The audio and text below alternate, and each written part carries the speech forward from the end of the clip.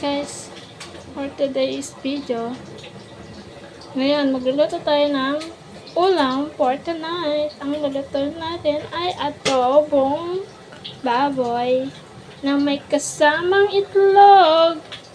Ayun po siya. Inaano ko muna siya. Tinatoastage ko muna ang pork. And then, nilalaga ko na yung egg. Chicharan.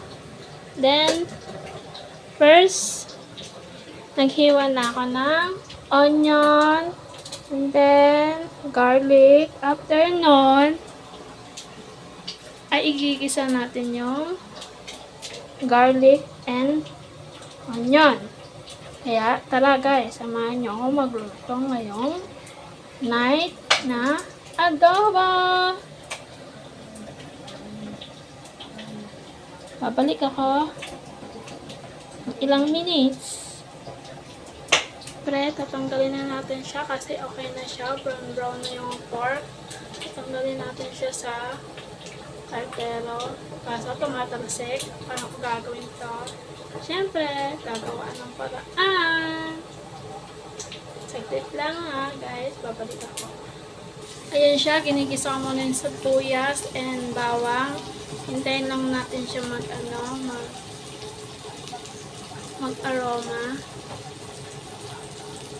Aroma.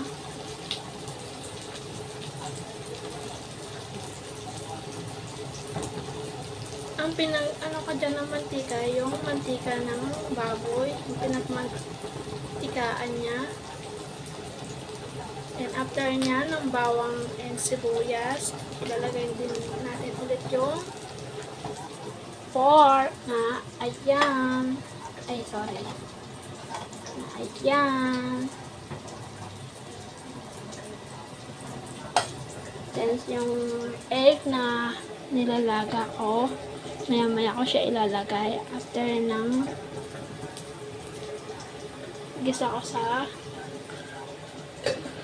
pork. Bago ko siya ilagay, titimplahan ko muna. Lagyan ko siya ng bawang, ay ng paminta, and then toyo, suka.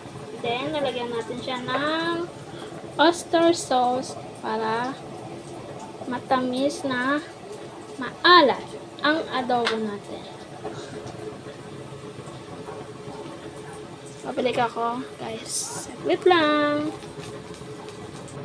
Yan na siya, guys. Timplado na siya ang ating adobong pork. May toyo, may suka, and then may laurel, may konting oyster sauce, then nilagyan ko siya ng paminta, and then ketchup para lumasa ang ating adobong pork. Papakuloyin lang natin siya. After ng kulo, ilalagay na natin yung pinakulo nating egg. Ayan.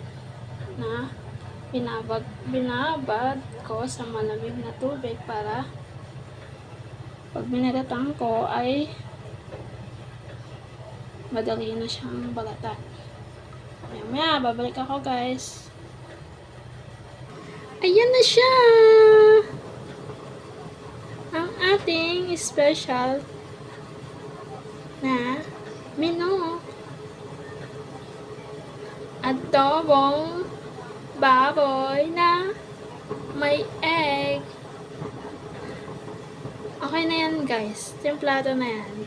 Lagyan ko na siya ng paminta, laurel, toyo, then suka, then konting asin, then konting sugar.